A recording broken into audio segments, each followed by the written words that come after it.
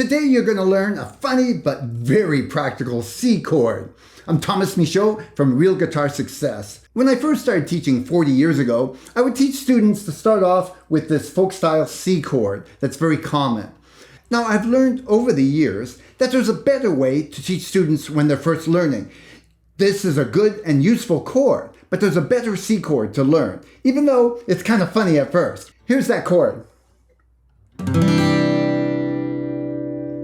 Now, I find the C chord is actually easier to play at first, and I think it sounds better. It's more hip or in tune with popular music. Now, that doesn't mean you wouldn't want to learn both C chords, but this one I think is a better one to start with. Let's do it together. Start by putting your pinky and your third finger together just behind the third fret of the first and second strings. Now, they kind of support each other, which makes it a little easier. Now, your first finger is going to go over here on the fourth string, second fret, and the second finger on the fifth string, third fret.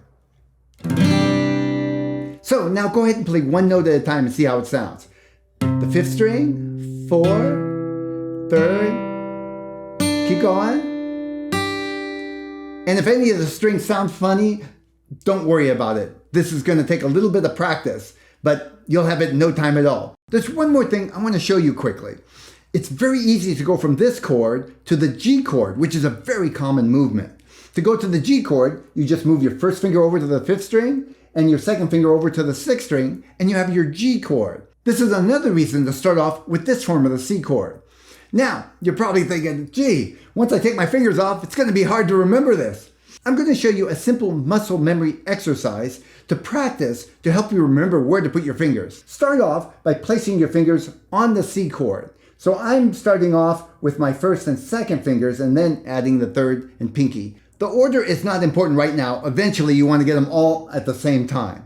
Now press your fingers down, make some dents in your fingers, and then release and shake your hand out. I'm going to give you a certain amount of time to put your fingers back. Right now we'll use the count of 5. So let's try it. 1, 2, 3, 4, 5. Okay?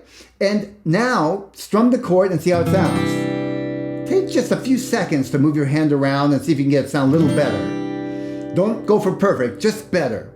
Then press down again, feel the strings, and take your fingers off and shake it out. Do it again. 1, 2, 3, 4, and 5. Now, strum, move around a little bit, press fingers down, and take it off and shake it out. Okay, do this a little bit each day, and you'll have this chord in no time at all.